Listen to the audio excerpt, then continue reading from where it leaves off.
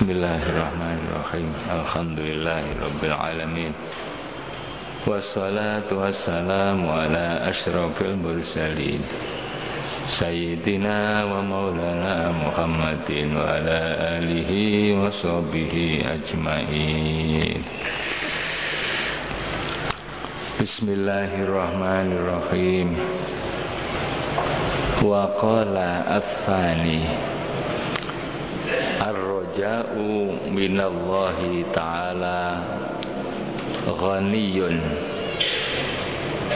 la yadurruhu fakrun wal ya'su anhu fakrun la yanfa'u ma'ahu ghaniyun. Alhamdulillah, Bapak Ibu hadirin hadirat, mustami'in mustami'at rahimakumullah, di mana saja berada. Pada malam hari ini kita masih diberi kesempatan untuk mengikuti majelis taklim melalui radam Masjid Agung Jamek Malang ini.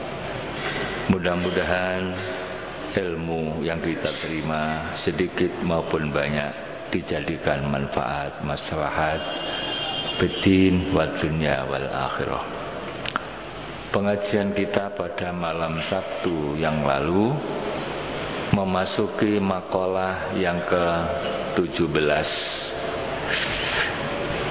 Diriwayatkan seorang raja mengumpulkan 5 orang ahli hikmah, 5 orang para dokter hati, atibbaul qulub. Kemudian 5 orang ahli hikmah itu diminta untuk menyampaikan resep-resep hati, obat hati, masing-masing 2 kalimat, 2 resep gitu ya.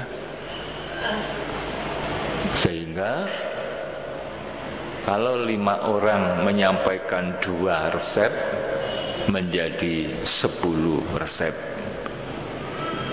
yang didengar oleh raja tadi itu. Tentunya rajanya adalah raja yang baik, karena ingin mendengarkan kalimat-kalimat yang disampaikan merupakan kalimat-kalimat yang baik. Kalau kita kembalikan pada kitab suci Al-Quran, telinga yang diciptakan oleh Allah ini diperintahkan supaya digunakan untuk mendengarkan kalimat-kalimat yang baik. Alladzina yastami'una al-qawla fayattabi'una ahsanah. Orang mukmin itu adalah orang-orang yang mau mendengarkan perkataan, kata Allah, perkataan yang baik. Berarti telinga yang diciptakan oleh Allah itu digunakan mendengarkan kalimat-kalimat yang baik, kemudian untuk diikuti kalimat yang baik itu diterapkan di dalam kehidupan. Maka raja tadi itu termasuk ini ya.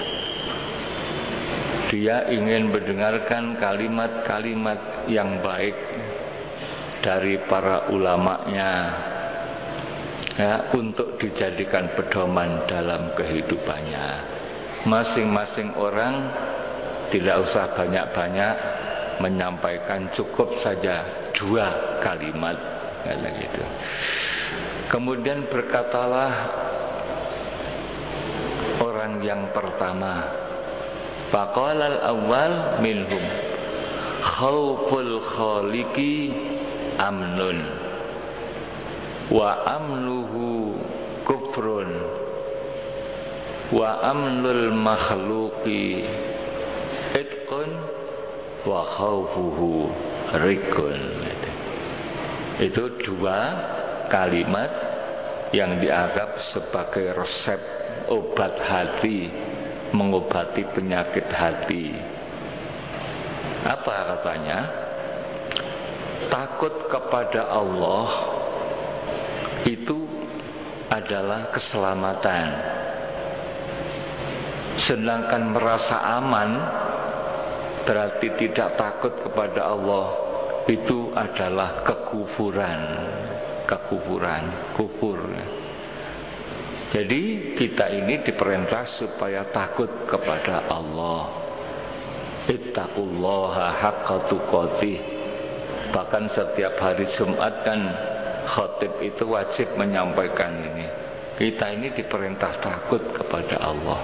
Kenapa Allah kok ditakuti? Allah Maha Agung. Yang menciptakan kita ini Allah Maha Mulia. Jangan sampai kita merendahkan Allah. Kita harus mengagungkan Allah. Nah, takut kepada Allah itu artinya taat kepada perintahnya, jangan sampai dilanggar larangannya. Tidak sama dengan takut kepada makhluk. Kalau takut kepada makhluk, misalnya takut kepada binatang buas, kita lari dari binatang buas itu. Tapi kalau takut kepada Allah, justru harus mendekat kepada Allah. Itulah bedanya. Nah, barang siapa yang takut kepada Allah dalam arti taat perintah-perintahnya, menjauhi larangan-larangannya, dia selamat, aman. Namun sebaliknya, kalau tidak takut kepada Allah, perintahnya tidak dilaksanakan, larangannya seringkali dilanggar, bahaya. Orang itu tidak akan selamat. Itu kata-kata mutiara yang pertama tadi itu. Kalimat ini tentunya tidak akan bertentangan dengan Al-Quran maupun Al-Hadis, karena memang Allah memerintahkan begitu. Kita diperintahkan takut kepada Allah. Ittaqullaha haqqa tuqatih. Takutlah kamu kepada Allah dengan sebenar-benar takwa, kan gitu. Sebenar-benar takut kepada Allah. Takut yang benar itu bagaimana? Yaitu an yuta'a fala yu'sa. Hendaklah Allah itu selalu ditaati, jangan didurhakai. Itu yang pertama. Yang kedua, an yudhkara fala yunsa. Hendaklah Allah itu selalu diingat, jangan dilupakan. Nah, seringkali kita lupa kepada Allah. Berarti belum takwa yang betul-betul. Yang ketiga, an yuskara fala yukfara. Hendaklah Allah itu disyukuri nikmatnya, jangan sampai diingkari. Itulah arti takwa yang sebenar-benarnya. Haqqa tuqatih. Begitu kata para ulama ya. Mengikuti perintahnya jangan sampai durhaka. Selalu ingat kepadanya, jangan sampai lupa. Bersyukur kepadanya, jangan sampai kufur. Ya. Apabila orang telah melaksanakan seperti itu, dia aman. Itu maksudnya ya. Jadi kata-kata ini tidak bertentangan dengan Al-Quranul Karim. Ya. Sebaliknya kalau takut kepada makhluk, ya, takut kepada makhluk itu malah tidak aman. Ya. Takut kepada makhluk tidak aman dari siksa Allah. Wa khaufuhu rikun. Ya, takut kepada makhluk itu ya seperti budak. Jadi kita memposisikan diri takut kepada makhluk itu seperti sikapnya budak, gitu ya. Wa amnul makhluki itkun. Kalau kita merasa aman, tidak takut, malah kita ini bebas, gitu ya, bebas. Para wali itu oleh Allah diumumkan di dalam Al-Quran, dicatat bahwa para wali itu mereka tidak punya rasa takut. Tidak punya takut itu dalam arti tidak takut kepada apapun. Takutnya hanya kepada Allah. Ya. Kalau sudah takut kepada Allah, tidak takut kepada makhluk, maka makhluk seluruhnya takut pada dia. Ya contohnya, ya para sahabat Nabi dicontohkan namanya Abdullah bin Umar. Abdullah bin Umar ini pada satu saat berjalan-jalan, ya lewat sebuah kampung. Kemudian di situ ada orang-orang banyak berhenti di pinggir jalan. Ya, kemudian ditanya, kenapa Anda kok kumpul-kumpul di sini? Kami tidak berani melanjutkan perjalanan. Ya Syekh, kenapa? Ada harimau. Itu harimau. Mana harimau? Nampak harimau besar. Maka orang banyak takut. Kemudian Abdullah bin Umar mengajak mereka bersama, ayo sama-sama saya. Kemudian mereka rombongan itu mengikuti Abdullah bin Umar. Setelah dekat harimau itu, oleh Sayyidina Abdullah bin Umar dipanggil, hei harimau, pergi kamu dari sini karena orang banyak itu takut pada kamu. Silakan kamu pergi. Harimau dikatakan seperti itu. Dia pergi sambil mengibas-ngibaskan ekornya. Semua orang heran, Abdullah bin Umar itu punya ilmu apa? Kok harimau takut sama dia? Kemudian bertanya kepada Sayyid Abdullah bin Umar, oleh beliau dikatakan bahwa kata Rasul, saya pernah mendengar sabda Rasulullah, kalau orang itu takut kepada Allah benar-benar, maka seluruh makhluk itu takut kepada dia. Itu ya. Ya, jadi kalau sudah takut ya kepada Allah benar-benar, harimau itu takut. Ya. Maka kalau takut kepada Allah aman, kalau tidak takut kepada Allah tidak aman. Ya seperti itu. Jadi perkataan ahli hikmah ini adalah dibuktikan di dalam peristiwa-peristiwa sejarah seperti itu, ya. Kemudian sekarang yang kedua, waqala afsali lan ngendika sapa wong kang kaping pindho. Orang yang kedua mengatakan, ar-raja'u minallahi ta'ala ghaniyun. Ar-raja'u utawi ngarep-ngarep rahmati Allah, ngarep-ngarep rahmat minallahi ta'ala saking Gusti Allah ta'ala, iku ghaniyun, sugih, kaya. La yadurruhu, ora mudarati, ya apa raja ing wong, ora mudarati ing raja apa fakrun fakir. Jadi orang itu walaupun miskin, ya kalau dia itu punya raja, harapannya kepada Allah, ya betul-betul karena Allah itu memberikan rahmat, dia walaupun miskin tetap kaya, hatinya kaya, tidak mengapa walaupun dia miskin. La yadurruhu fakrun, dia merasa kaya dalam hati, ya karena punya Allah, Allah yang maha kaya, gitu ya. Wal ya'su utawi putus asa anhu saking rahmati Allah, iku fakrun fakir.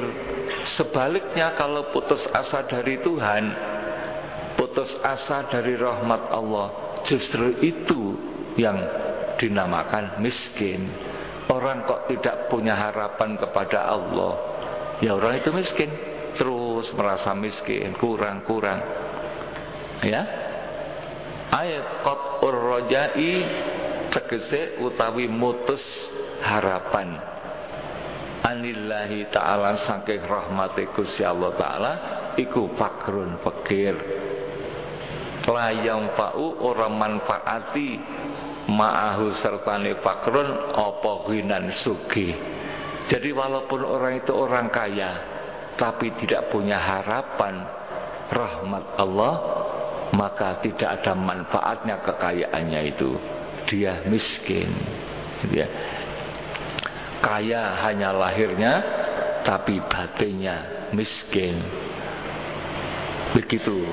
Nah, ini juga semuanya berdasarkan Al-Quranul Karim dan juga sabda Rasulullah Sallallahu Alaihi Wasallam.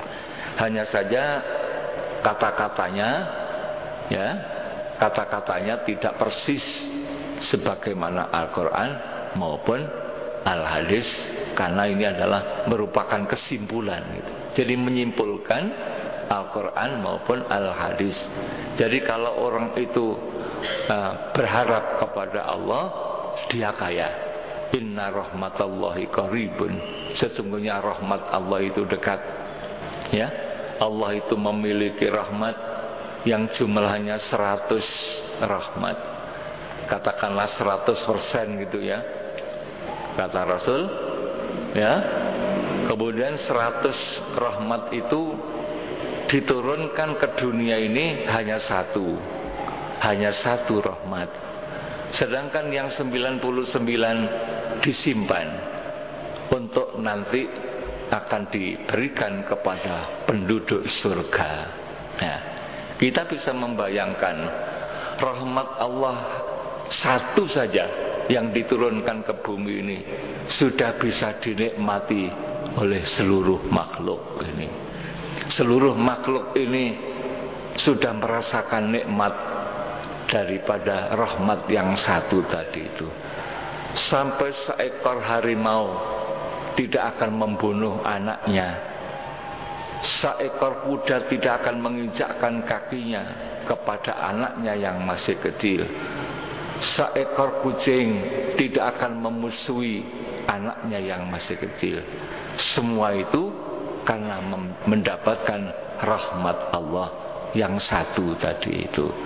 Kita disayang oleh ibu ketika kita lahir dulu. Kita tidak bisa apa-apa, bisanya hanya menangis, lapar, menangis, ya, kencing, menangis, dan sebagainya. Bisanya hanya menangis. Umpama tidak ada ibu yang kasih sayang, kita ini mati. Tidak ada yang merawat, tidak ada yang membela.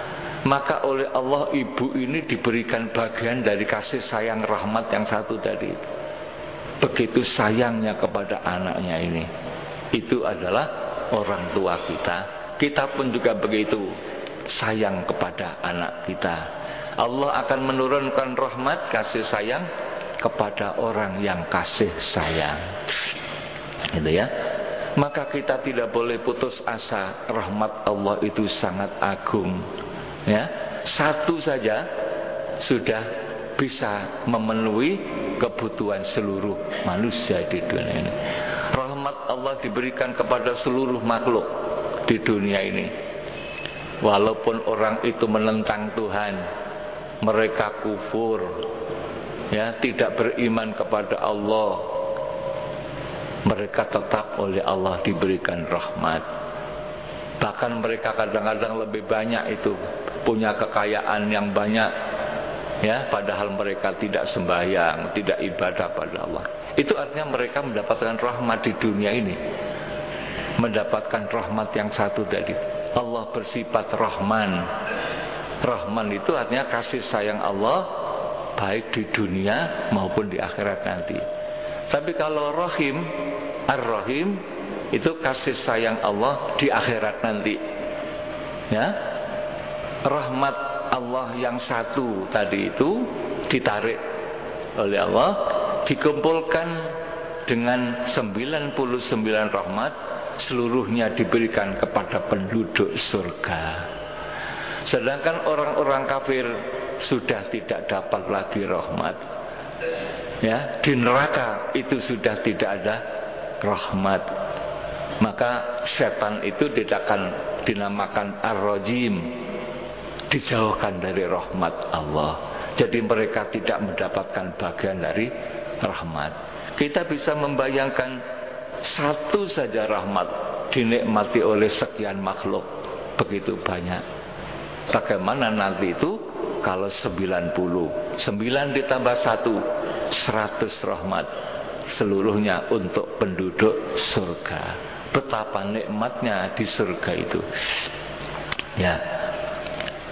Fakrun la yanfa'u ma'ahu waliyun. Ya. Jadi putus asa dari rahmat Allah tidak boleh. Karena orang yang putus asa dari rahmat Allah itu miskin. Ya, walaupun dia kaya harta, la yanfa'u ma'ahu ghinan. Qala Dhunnun al-Misri, ngendika sapa Syekh Dhunnun al-Misri, seorang waliullah dari Mesir. Syekh Dhunnun ini, beliau mengatakan, man qana'a istaroha, man utawi sapa wong qana'a kang neriman sapa man, istaroha mongko istirahat sapa man. Barang siapa yang qanaah, ya, menerima pembagian dari Allah, nerima ing pandum, istilah orang Jawa begitu, nerima ing pandum, oleh Allah sudah dibagi. Ada yang banyak, ada yang sedikit, ada yang sedang. Dia terima. Apa yang saya terima ini, ya, saya ridho karena itu adalah dari Allah. Itu namanya qanaah. Ya. Kemudian dia ini istirahat. Kalau sudah qanaah, istirahat. Enak hatinya. Ya, tidak terus-menerus merasa kurang, walaupun hanya punya sedikit, tapi merasa cukup karena dia ridho terhadap pembagian dari Allah. Berbeda orang yang tidak qanaah, walaupun dia sudah punya banyak, terus-menerus waktunya dihabiskan untuk mencari tambahan kekayaan.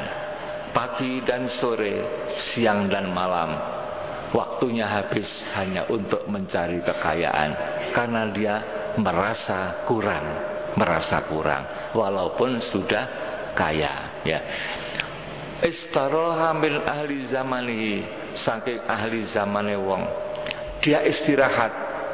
Tidak sama dengan orang lain yang sibuk dengan urusan dunia karena dia sudah merasa cukup.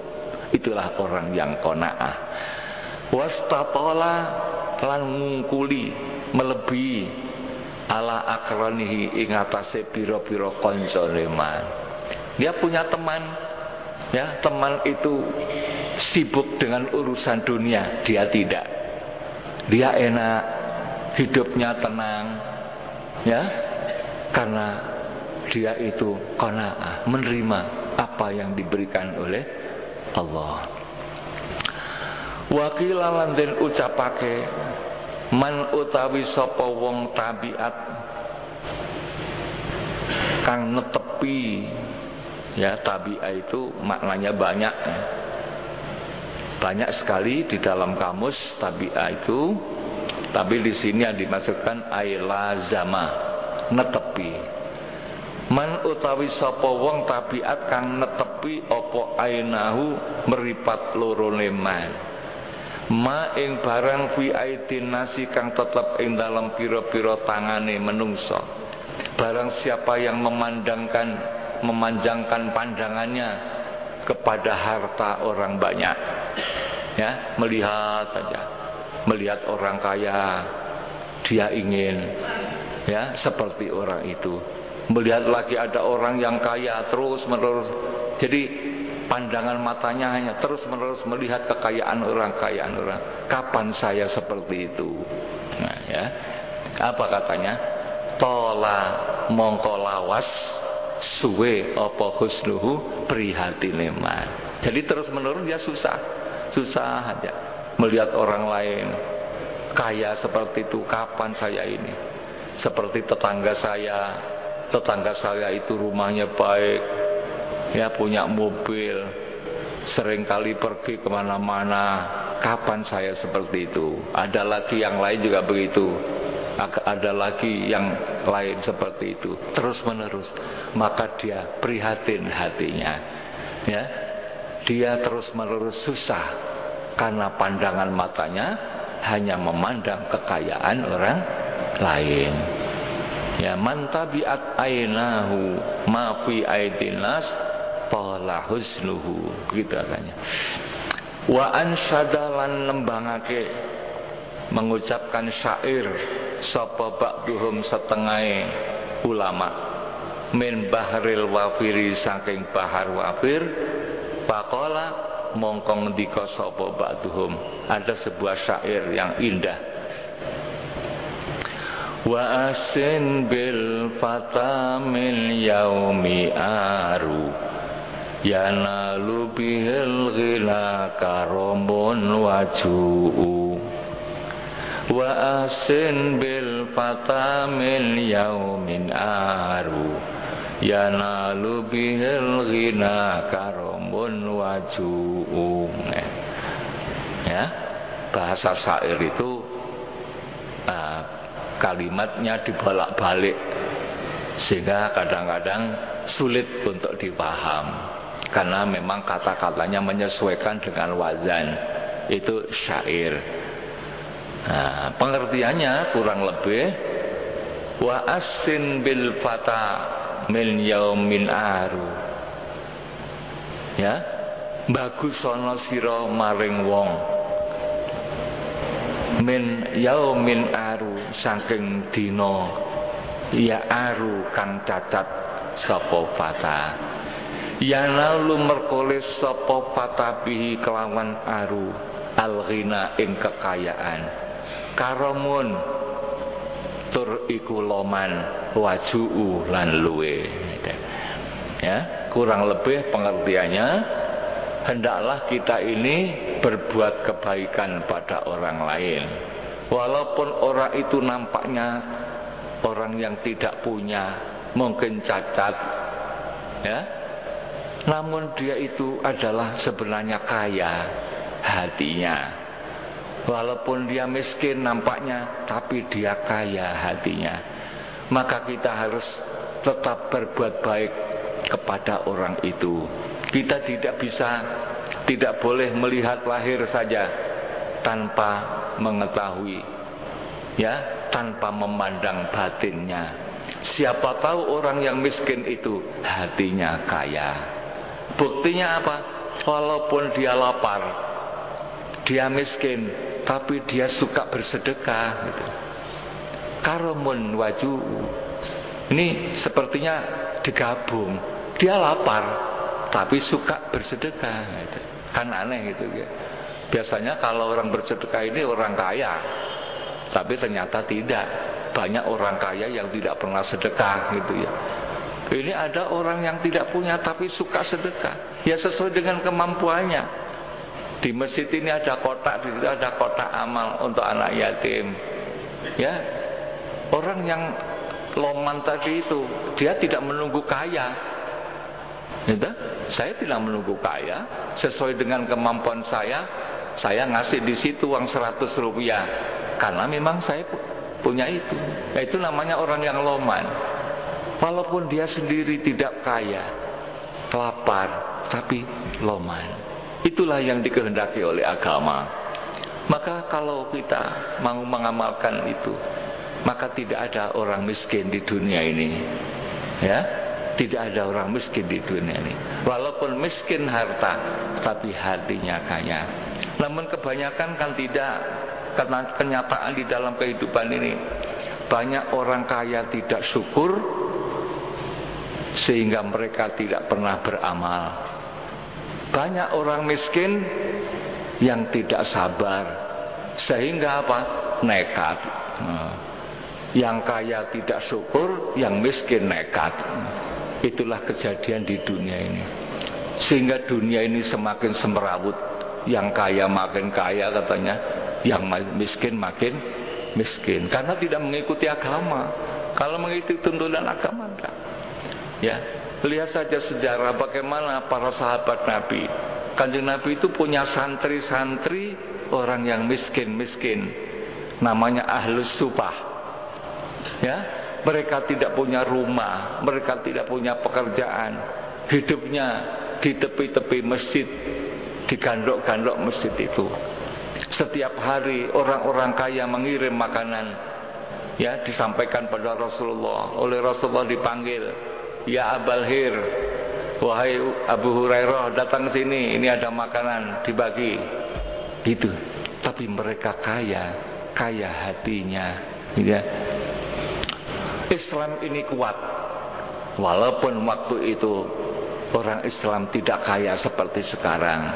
Sekarang ini Islam lemah, walaupun orang kaya banyak. Kenapa? Karena orang kaya tidak membayar zakat, orang miskin tidak sabar, gitu ya. Maka di sini diperintahkan kita supaya berbuat baik. Berbuatlah baik kepada orang itu, walaupun orang itu nampaknya orang miskin. Siapa tahu dia kaya hatinya. Buktinya apa? Dia walaupun lapar, tetap dia itu bersedekah. Nah, katanya begitu ya. Kurang lebih pengertian daripada syair ini begitu. Itu makalah, ucapan yang kedua disampaikan oleh orang yang kedua. Sekarang yang ketiga.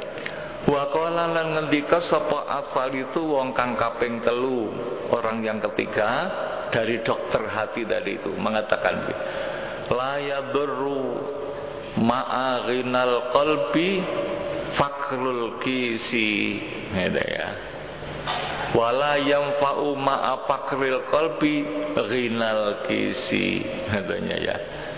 La yadurru ora mudarati ma'aginal qalbi serta sugi ati, wahwa utawi ginal qalbi ku al-qanaatu qanaah, sama dengan tadi tapi berbeda redaksinya ya.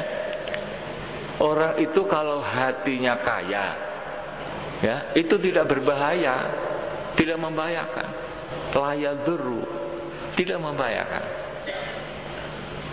Apa fakrul kisi? Fakire kantong. Kantong itu ada sakunya kosong. Jadi walaupun kantongnya kosong, tidak ada uang, tapi hatinya kaya, itu tidak berbahaya, katanya begitu ya. Tidak membahayakan apa-apa, walaupun dia itu tidak punya uang. Ai adamul mali, tegese ora anane bondo, biyadihi ing dalam tangane man. Walaupun dia tidak punya apa-apa, tapi hatinya kaya, itu tidak mengapa, katanya ya. Wala yanfa'ulan ora manfaati ma'a fakril qalbi serta miskine ati apa? Wa utawi fakrul qalbi iku atoma utama. Jadi kebalikan dari qanaah itu apa? Tama. Nah, dari tamak ya, rakus ya.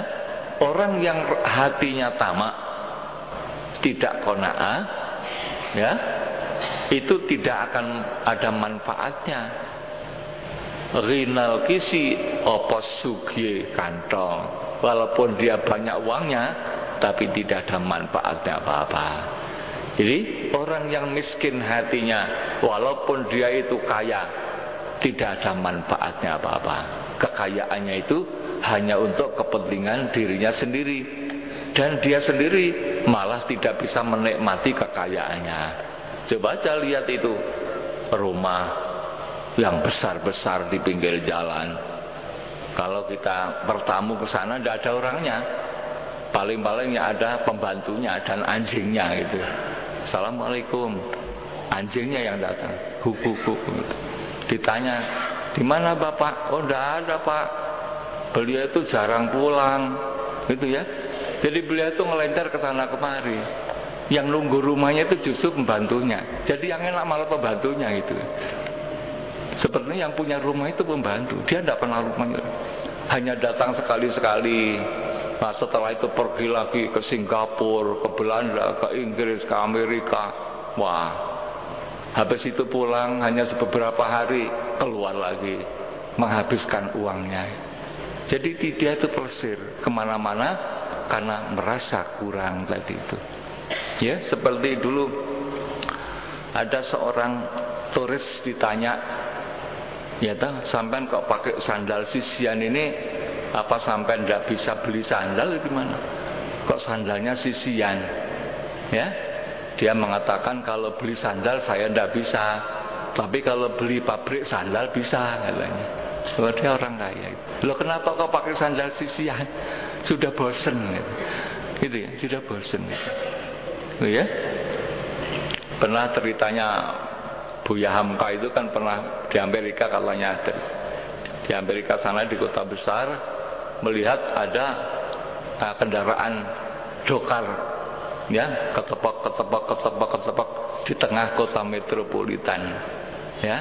Kemudian beliau tanya, apakah ini orang yang paling miskin di kota ini? Dijawab, dia orang yang paling kaya. Loh kenapa kau pakai dokar, kau tidak pakai Mercy? Jawabnya apa? Sudah bosan pakai Mercy. Jadi dunia itu tidak pernah membawa kesejukan. Dunia itu membosankan. Ya, coba aja orang yang punya rumah besar-besar itu kalau ditanya biasa-biasa saja itu. Ya lah, rasanya sama dengan orang yang punya rumah gede aja gitu. Jadi dunia itu tidak pernah menjadikan orang itu puas ya terus-menerus. Kecuali kalau dunia tadi itu untuk digunakan untuk ibadah kepada Allah. Kalau digunakan untuk ibadah kepada Allah, dunia itu kata Imam Ghazali tidak termasuk dunia, tapi termasuk akhirat. Rumahnya digunakan untuk ibadah, mobilnya digunakan untuk ibadah, seluruh kekayaannya oleh Allah akan dibeli dengan surga. Innallaha ashtara minal mu'minin anfusahum wa amwalahum bi anna lahumul jannah. Boleh kaya silakan, tapi digunakan untuk ibadah, tidak ditumpuk-tumpuk. Kalau cuma ditumpuk-tumpuk aja, dia akan kecewa. Bagaikan orang yang membangun rumah, begitu besar rumah itu dibangun, setelah selesai rumah itu ambruk gitu. Seperti artinya apa? Dia mati ya. Jadi setelah dia tumpuk-tumpuk harta itu begitu banyak, ditinggal mati, maka dia tidak membawa apa-apa. Itulah maka di sini dikatakan bahwa tidak ada manfaatnya harta banyak disertai dengan hati yang kosong, ya, yaitu hati yang tomak tadi itu. Ai kasratul mali tegese akeh bondo fi qabdatihi ing dalam gegemane man ya. Kala ngendika sapa Wahbun Wahab, innal izza wal ghina, setuhune kemuliaan lan kesugihan iku kharaja metu apa izza lan ghina ya julani. Wallahu alam bisawab. Mudah-mudahan apa yang kita dengarkan manfaat maslahat bidin wa dunya wal akhirah. Allahumma salli ala sayyidina Muhammad wa ala ali sayyidina Muhammad wa sallim radhiyallahu ta'ala an kulli ashabi rasulillah ajma'in alhamdulillahi rabbil alamin. Allahumma anfa'na bima 'allamtana wa 'allimna ma yanfa'una ya Allah. Allahumma zidna ilman nafi'a wa qalban munawwara wa fahman sahiha wa lisanan nasiha wa i'tiqadan naqina. Allahumma ij'alna 'aliman fi ilmik wa salihan fi ibadatik. Rabbana atina fid dunya hasanah wa fil akhirati hasanah wa qina adzabannar. Wa sallallahu ala sayyidina Muhammadin wa ala alihi wa sahbihi wasallam walhamdulillahi rabbil alamin. Wassalamualaikum warahmatullahi wabarakatuh.